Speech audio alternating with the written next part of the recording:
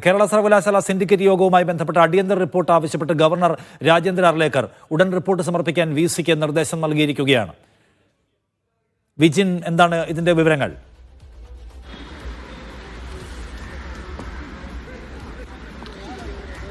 നിഷാദ്, ഇക്കാര്യത്തിൽ സർവകലാശാലയിൽ നടന്നുകൊണ്ടിരിക്കുന്ന നിലവിലെ എല്ലാ നീക്കങ്ങളും പറ്റി അതിന് വിശദീകരണം നൽകണം. എന്താണ് നിലവിലെ അവസ്ഥ എന്ന കാര്യത്തിൽ റിപ്പോർട്ട് വേണം എന്നുള്ളതാണ് രാജ്ഭവൻ, പ്രത്യേകിച്ച് ചാൻസലർ കൂടിയായ ഗവർണർ രാജേന്ദ്ര അർലേക്കർ താൽക്കാലിക വൈസ് ചാൻസലർ സിസ തോമസിനോട് നിലവിൽ ഇപ്പോൾ ആവശ്യപ്പെട്ടിട്ടുള്ളത്. നിലവിൽ ഇന്നലെ സിൻഡിക്കേറ്റ് യോഗം ചേർന്നതും സസ്പെൻഷൻ നടപടി റദ്ദ് ചെയ്തതും ഉൾപ്പെടെയുള്ള വിഷയങ്ങളിലെ ആണ് ഇപ്പോൾ ഗവർണർ റിപ്പോർട്ട് തേടിയത് എന്നുള്ളതാണ്. ഇക്കാര്യത്തിൽ നേരത്തെ തന്നെ ഗവർണറുടെ ഇടപെടലോടുകൂടിയാണ് രജിസ്ട്രാറെ സസ്പെൻഡ് ചെയ്യാനുള്ള തീരുമാനം വൈസ് ചാൻസലർ മോഹനൻ കുന്നുമ്മൽ എടുത്തത്.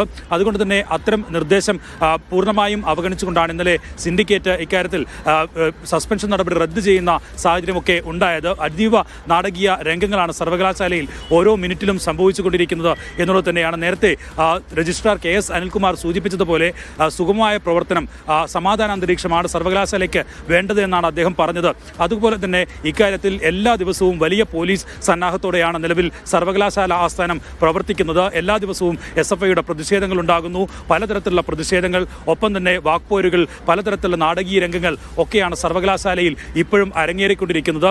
ഉന്നത വിദ്യാഭ്യാസ മേഖലയിലെ കേരളത്തിലെ തന്നെ ഒരു പ്രധാന സർവകലാശാല ഇത്തരത്തിൽ ഗവർണർ, VC ഒപ്പം തന്നെ സിൻഡിക്കേറ്റ് പോരിന്റെ ഭാഗമായി മാറുന്നു. അത് നീണ്ടു പോകുന്ന സാഹചര്യത്തിലേക്ക് എത്തുന്നു. പലതരത്തിലുള്ള നിയമ നടപടികളിലേക്ക് ഒക്കെ പോവുകയും ചെയ്യുന്നു. അങ്ങനെ വലിയ തരത്തിൽ നാടകീയവും ഒപ്പം തന്നെ ഒരു ക്രമസമാധാനം പോലും പൂർണ്ണമായും നിലനിൽക്കുന്ന സാഹചര്യം ഇല്ലാത്ത അവസ്ഥയിലാണ് വിദ്യാർത്ഥികളും ഒപ്പം തന്നെ ഈ സർവകലാശാലയെ ആശ്രയിക്കുന്നവരൊക്കെ ഇങ്ങോട്ട് എത്തുന്ന സാഹചര്യമുള്ളത്. ഇക്കാര്യത്തിൽ ഉൾപ്പെടെ വലിയ തരത്തിലുള്ള പ്രതിഷേധം ജനങ്ങൾക്കും വിദ്യാർത്ഥികൾക്കും ഒക്കെ ഉണ്ട്.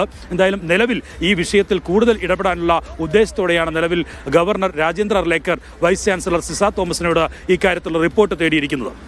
നിഷാദ്, അതായത് സിസ തോമസിനോട് റിപ്പോർട്ട് തേടിയിരിക്കുന്നത് അതിനകത്തെ ഉള്ളടക്കം എന്തായിരിക്കും എന്നാണ് വിചാരിക്കുന്നത് വിജിൻ? അതായത് ഇന്നലത്തെ യോഗത്തിൽ ചില കാര്യങ്ങൾ ചട്ടം മറികടന്നുകൊണ്ട് തീരുമാനമെടുത്തു. ആ സാഹചര്യം എന്താണെന്ന് വിശദീകരിക്കണമെന്നാണോ ഗവർണർ ആവശ്യപ്പെട്ടിരിക്കുന്നത്?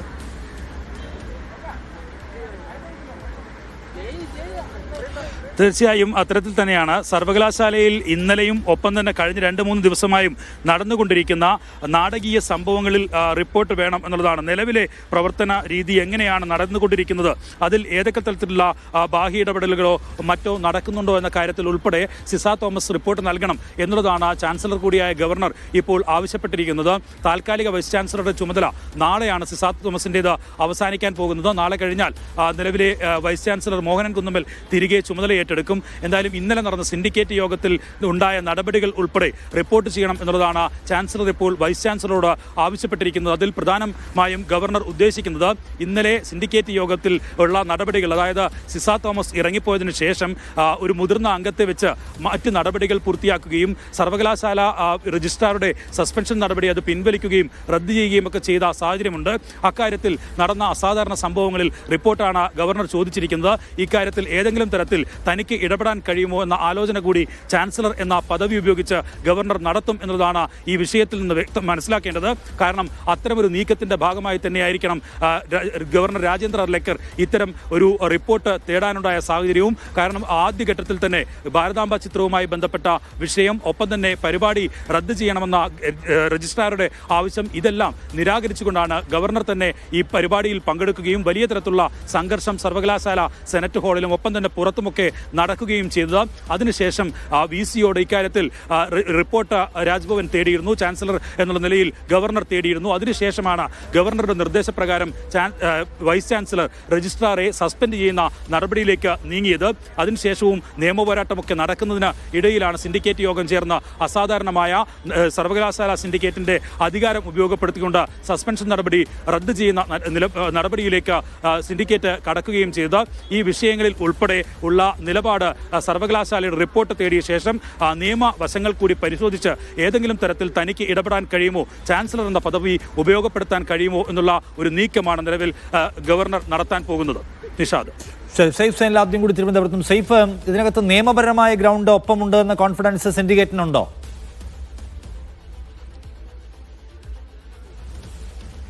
അതനുസരിച്ച് തീർച്ചയായിട്ടും ഉണ്ട്. കാരണം സർവകലാശാല സ്റ്റാറ്റ്യൂട്ടിൽ പറയുന്ന കാര്യങ്ങളാണ് തങ്ങൾ ചെയ്തതെന്ന വിശദീകരണമാണ് സിൻഡിക്കേറ്റ് അംഗങ്ങൾ നൽകുന്നത്. ഇപ്പോൾ നേരത്തെ നിഷാദ് സൂചിപ്പിച്ചാണ് അത് പ്രധാനപ്പെട്ട കാര്യം. ഒരു സിൻഡിക്കേറ്റ് യോഗം നടക്കണമെങ്കിൽ വി സിയുടെ സാന്നിധ്യത്തിൽ മാത്രമേ നടക്കാൻ പാടുള്ളൂ. തുടങ്ങണമെങ്കിൽ വി സിയാണ് അതിനകത്ത് ചെയർ ചെയ്യേണ്ടത്, അധ്യക്ഷത വഹിക്കേണ്ടത് വി സിയാണ്. പക്ഷേ ആ സിൻഡിക്കേറ്റ് യോഗം നടന്നുകൊണ്ടിരിക്കുന്നതിനിടയിൽ വി സിക്ക് എന്തെങ്കിലും അത്യാവശ്യമായി ബന്ധപ്പെട്ട്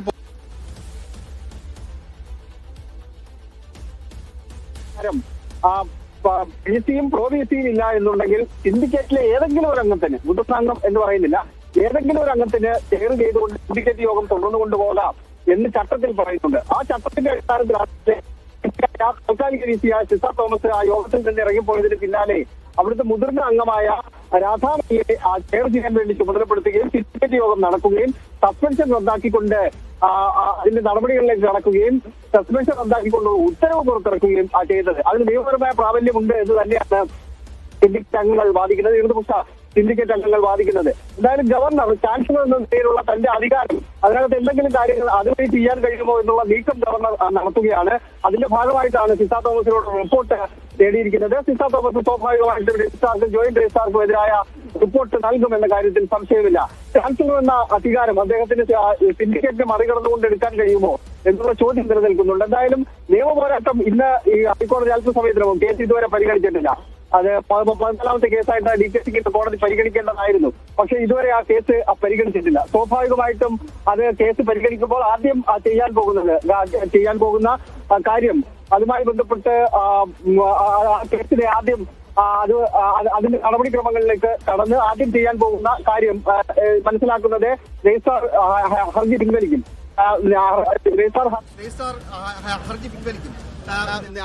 രജിസ്ട്രാർ ഹർജി നൽകിയിരിക്കുന്നത് തന്റെ സസ്പെൻഷൻ അത് പിൻവലിക്കണം എന്നുള്ള ആവശ്യമാണ് അദ്ദേഹം മുന്നോട്ട് വെച്ചത്. പക്ഷേ ഇന്നലെ തന്നെ സിൻഡിക്കേറ്റ് ആ തീരുമാനമെടുത്ത പശ്ചാത്തലത്തിൽ അദ്ദേഹത്തിന് ആ ഹർജി പിൻവലിക്കാൻ കഴിയും. കാരണം അദ്ദേഹം ഉന്നയിച്ച ആവശ്യം ഇപ്പോൾ നിലവിലില്ല. കാരണം അദ്ദേഹം അന്ന് ചുമതല ഏറ്റെടുത്ത് അദ്ദേഹം നമ്മളിപ്പോൾ നിൽക്കുന്ന സർവകലാശാലയിൽ തന്നെയുണ്ട്. അതുകൊണ്ട് അദ്ദേഹം ഹർജിക്ക് ഇനി മറ്റു കാരണങ്ങളൊന്നും തന്നെ പറയാനില്ല. അതുകൊണ്ട് ആ ഹർജി പിൻവലിക്കും.